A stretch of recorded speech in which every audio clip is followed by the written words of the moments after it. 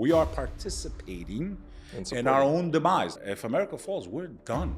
We're finished. For the socialists in America, go live in an actual socialist country for a year or a communist country for a year and then see how good you have it here. Can you talk a little bit about how life is in a communist country? It was terrible. You get off the plane, you have 24 hours to report to the local police station where you're visiting to explain why you're even there. Every summer I have to be interrogated. If they hear you say anything, even small criticizing the government, you're dead. Your family's dead or you're thrown into camps. They tell you what your work's gonna be. You're gonna do this and that's it. They assign you and that's your life. Who do you think is the most evil billionaire? I don't know if there's any good ones. What do we do when 99% of the jobs are done? I believe a crypto technocracy, completely enslaved to the system. How much meat you can buy, where you can travel. The game board of life is rigged, right? Free will is how you respond. And it's in there that you either elevate your soul or destroy it. No matter what's going on in your life, as long as you have air in your lungs, you can always make a comeback.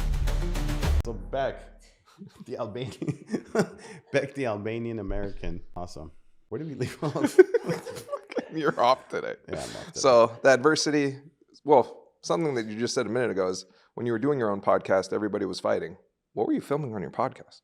So, no, what happened was I got into podcasting around right before the world closed in 2019. I was doing really well in a very big sales role before then. Decided to jump off the ledge. And I started a show called The Comeback Team. And the Comeback Team was to inspire people to never give up no matter what you've been through in your life. Because as we're all aware of, mental health, so many people just give up. And a lot of people are just scared to even ask for help. I think that's why so many people end up not being with us anymore. I'm avoiding certain words because you know how the algorithms are. So I started that show not knowing nothing about podcasting, nothing about production, horrible at interviewing, completely horrific at it. But I was a little fortunate because I've always been very outgoing. So I met a friend of mine now, a good friend of mine named Arthur Nascarella. You guys know him as Carlo from The Sopranos. He's been in many hit shows like Billions and films like Copland with De Niro. He's a very talented actor. I went from begging him just to come on one episode to then the world closed down. And he's like, well, kid, we're not working now. So if you want to film every day, I'll do it with you. So for my first season, even though I had no audience, no idea what I'm doing, no idea where it was going to go, working 10, 15, 20 hours a day in the studio, not knowing how to edit with my, good friend and, producer, to here I am 6 years later, hundreds of billions of views, making an impact in the world, trying to bring people back together in a very divided world. And I look back now and realize I'm in a very unique position in my life because of my background, because of all the pain, because of all the trauma. And I would have never imagined I'd be where I am today. I never went into podcasting to talk about geopolitics and all the things that are going on in the world that are just separating people. And I'm just happy that all that pain in a way wasn't for nothing. And I think a lot of times people don't realize sometimes God's sculpting you through that pain and through that trauma. And it's very painful in the moment when you're in it. So for the ones that don't know, can you talk about that? Like what your upbringing was and what led you to where you are today? So I know a lot of people like to use that term generational trauma, but maybe there is, some truth to that philosophy. I don't see how these things can't impact you and change you and kind of be passed down to the next generation. So I am a first generation Albanian American. I was born here because my mom's side of the family fought against the Hoxha regime and what was communist Albania. It was the worst version of communism ever. It makes North Korea look like Disneyland. No one was allowed in. No one was allowed out. No religion, the only atheist country in history, officially atheist. My grandfather fought against the communist tide to the best of his ability. My great-grandfather ultimately was imprisoned for 28 years in a gulag type situation. The rest of the family that was in there, my grandfather's brothers and sisters were all thrown into camps, which they all survived, thank God. And it was a very brutal regime, and it was very tough life for the ones, we got to learn after everything happened, but completely cut off from the world. So my grandfather escaped eventually through Amnesty International, made it to the US where he started in the Bronx while the Bronx was on fire and racial conflicts were at an all-time high during that, time period. So that's kind of how my mom got here. And my dad left what was at that time the former Yugoslavia. And there was a province called Kosovo, which was absorbed into Yugoslavia after the fall of the Ottoman Empire. We all know what happened in Yugoslavia. Hopefully the same thing doesn't happen here in America. Because if people think that can't happen here in the US, they're wrong. Because how the hell did the Bosnians and the Croatians know and the Serbians know who to kill. They look the same, ethnically the same for the most part, speak the same language. The only difference between them was the religion. So if they could figure out how to wipe out 500,000 people, we should be scared in America. Don't think that that can't happen here. These are people that were so closely related, and the only thing that separated them was religion, and it was the bloodiest conflict in Europe since World War II. We had over 500,000 Bosnians perish. So my dad escaped Kosovo because eventually it became also very brutal there, how they treated the Albanian population. And God bless this country, America. In 1997, it erupted into all-out war. We tried to get our freedom peacefully for 3 decades. We weren't even asking for independence because a lot of people want to whenever you have ethnic issues, people are just so committed, they're going to go back and forth. Like, you can't win in conversations, but thank God things can be documented.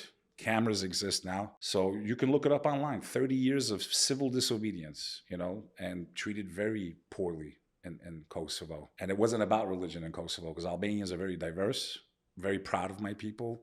The only nation that never fought in Europe over religion.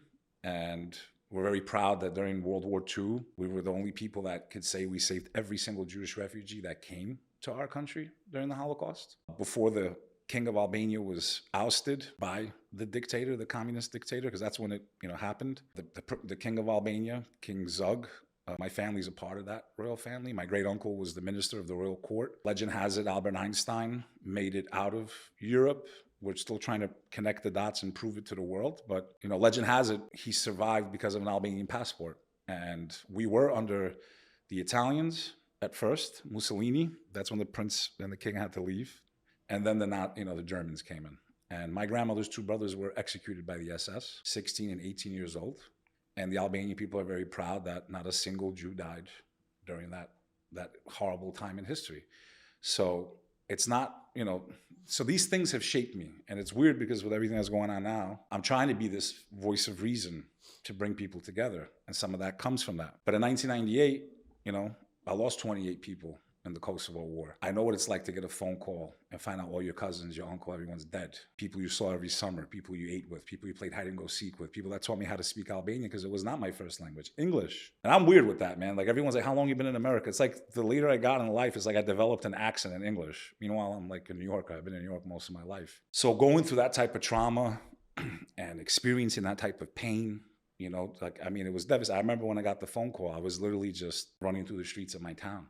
And everyone was coming out of the houses and like, what the hell? I don't even remember the first part. I just remember, getting the call and just, I must have been 12 or whatever it was, 13, can't remember exactly, and just running through the streets of my town and everyone coming out. I'm like, man, they killed my family, and that's sobbing.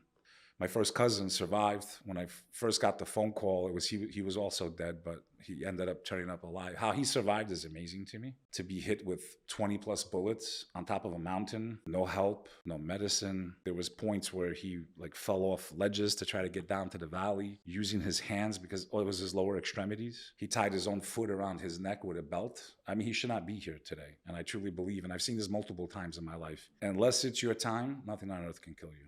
I witnessed that on September 11th. I was underneath the World Trade Center when I got hit. So I've been through a lot of really extraordinary situations in my life. And as horrible as all those were, what was the most devastating to me is when I say my brother, because people don't understand the dynamic of the relationship, was my mother's brother. He's my uncle, but we were so close every day together. From the minute I was born, he was always a part of my life. He always lived close to me. We were inseparable. And losing him in a car accident, as horrible as all of that was, that one event was by far the most devastating impact in my life.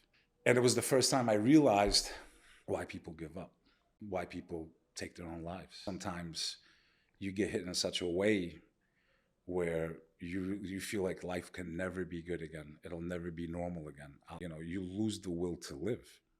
And going through all of that and finally coming out the other side, and it took time. And maybe I should have got therapy, and I didn't. That's the crazy part. But, that's where the inspiration for my podcast came from, the Comeback Team, which is not really in production right now. We did season 1. We'll do another season. But I used to finish every show with, no matter what you've been through, no matter how hopeless it may seem, no matter what's going on in your life, as long as you have air in your lungs, you can always make a comeback. And I did it over and over and over again in my life. So what you're doing is important. what you two are doing, telling people stories, because sometimes you don't even have it as bad as the people you can hear what they've been through. And that's where that inspiration comes from, where you're like, man, I always got inspiration learning about stories of war, how people survived, and when you hear these stories and they're real, you're like, hey, man, if they could get through it, I can too. And that's the beauty of storytelling and podcasting and sharing information and sharing, because these are lessons that, unfortunately, sooner or later, everyone gets hit.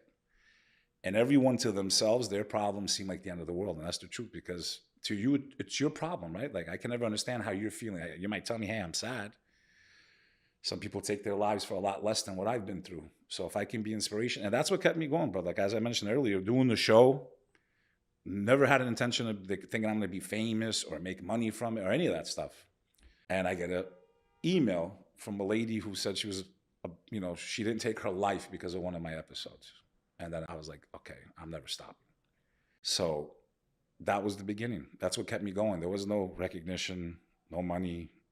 Everything that could go wrong was going wrong. Everyone was calling me stupid, including my own family. And that's the next lessons, right? Everyone has a gift. I always knew I had the gift to speak and to move people, but I was doing it on a smaller basis, just every day trying to like lift people up. Deciding to grab a microphone and get in front of the camera, I was able to reach way more people. So, if you listen to everyone else, you'll never do anything in life. And, asking everyone, it got to a point you can't ask anybody, should I do this? Either when you feel it, don't listen to, I can't tell you how many opportunities I missed in my life because, what do you think? I think you're a fucking idiot. Like, I don't know if you guys curse, but I don't know if you're don't ask anybody. If you feel it, if it's resonating in you, it's something that you truly love, you truly believe in, that's all it takes. But it's going to take time. And I'm proof of it. If you would have told me 5 years ago, you're going to be able to call Rachel Ray and go hang out, meet all these amazing people and impact millions of lives and get fan mail from all over the world, and I would have laughed, So that is the art of the comeback, never giving up, never surrendering. We're all going to die anyway. Might as well go out fighting. Might as well go out kicking and screaming. You're going to die anyway. Do something with your life. If you're not making your, someone else's life better, or your life, or the world just a little bit better, what the fuck are you doing here? I don't understand these billionaires that have I guess it makes sense why most of them are evil. I guess they get so bored because they can go everywhere. If I only had what they had, how many people I would help, to me, it's sick, Who do you think is the most evil billionaire? I don't know, brother. Listen, if they're interfering with food and this and that, to me, I don't know if there's any good ones. Let's start there. I don't know if there's any good ones.